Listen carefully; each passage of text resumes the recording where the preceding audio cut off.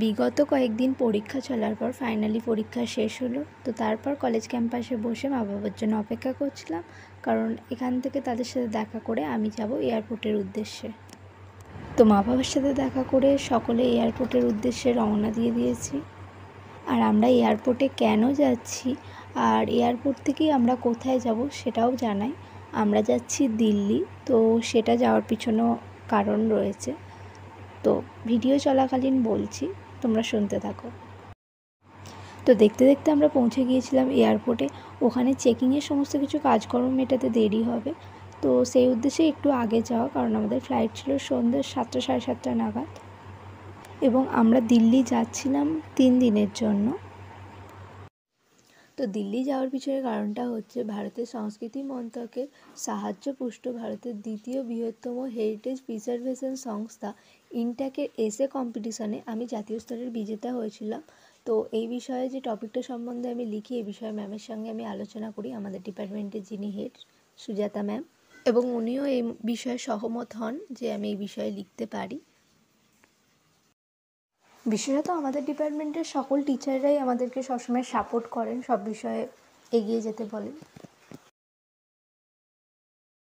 প্রথমত আমি কলকাতার বাইরে জীবনে কোনো দিন যাইনি আর যাওয়া হয়নি, আর বাবা মাকে ছেড়ে এত দূরে এই প্রথমবার যাওয়া, তাই একটা টেনশানও ছিল এবং একটা উত্তেজনাও কাজ করছিল। যদিও আমার সঙ্গে ম্যাম ছিলেন, উনি সবসময় আমার সাথে ছিলেন, আমার খেয়াল রেখেছেন। আর যিনি আমাদেরকে এতটা রাস্তা নিয়ে এলেন, যিনি গাড়ি চালাচ্ছিলেন শঙ্কর কাকু, উনিও খুব খুব খুব ভালো। এরপর সমস্ত কাজ মিটিয়ে আমরা এয়ারপোর্টের ভেতর বসেছিলাম। তো ফ্লাইট ল্যান্ড করছিল, সেটাই দেখছিলাম, আর কি দেখবো, অপেক্ষা করছিলাম আমাদের ফ্লাইটের জন্য।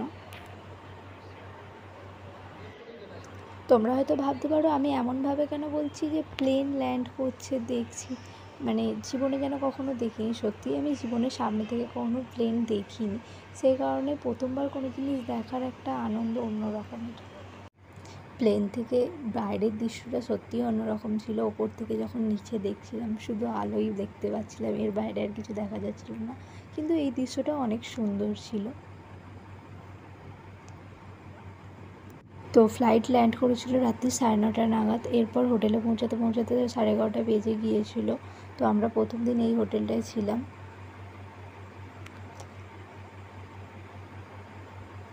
আর এই যে সব কিছু গুছিয়ে ফ্রেশ হওয়ার পর এবার ঘুমাতে যাওয়ার পালা, আবার কালকে সকাল করে উঠতে হবে। পরের দিন সকালে ফ্রেশ হয়ে সকাল 9:30 নাগাদ আমরা বেরিয়ে গিয়েছিলাম এই হোটেলের উদ্দেশ্যে, যেখানে ইনট্যাক থেকে আমাদের থাকার ব্যবস্থা করা হয়েছিল। এরপর আমরা রিসেপশানে যাই নাম নথিভুক্ত করতে, আর কি বলবো। তো এটা ছিল রিসেপশান। এরপর এখানে কথা বলে নাম নথিভুক্ত করার পর চাবি নিয়ে আমরা গিয়েছিলাম আমাদের রুমে। ম্যাম ওখানে কথা বলছেন আর আমি এখানে বসে আছি, আর কি করব।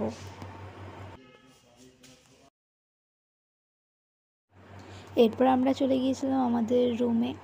তো এটা ছিল আমাদের রুম, যেটা ছিল খুবই সুন্দর এবং যেখানে একটা বড় আয়না ছিল।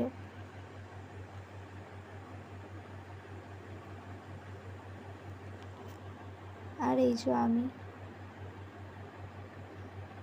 তো এরপর 12:30 নাগাদ ইনট্যাক থেকে আনতে আসার কথা ছিল আমাদেরকে। তো আমরা রিসেপশানে গিয়ে ওয়েট করছিলাম। আর দেখো এখানে রিসেপশানটাও ছিল, যেখানে বসার জায়গা ছিল রিসেপশানে, এখানটাও অনেক পরিপাটি করে গোছানো।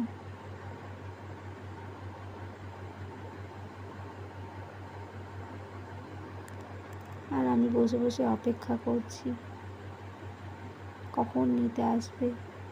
প্রথম দিন অনুষ্ঠানটা ছিল ওদের অফিসে। তো লাঞ্চের পর অনুষ্ঠান শুরু হয়েছে। এরপর আমরা ওখান থেকে বিকেলে ফিরে আমরা গিয়েছিলাম মার্কেটিং করতে, সরোজিনী মার্কেটে, যেটা খুব ফেমাস আমার জানা। তো ওখানে প্রচুর ভিড় হয়, যে কারণে ওখানে কোনো ভিডিও আমি করতে। এরপর মার্কেট থেকে ফিরে রাত্রি 8:30 নাগাদ আমরা ডিনার করতে আসি নিচে। তো ওখানে নিয়মই এটা, 8:30 থেকে ডিনার শুরু হয়। আর নিচেটা রাত্রিরে এরকম ডেকোরেশন করা হয়েছিল, সাধারণত করা হয় ওখানে। তো আজকের ভিডিও এই অবধি।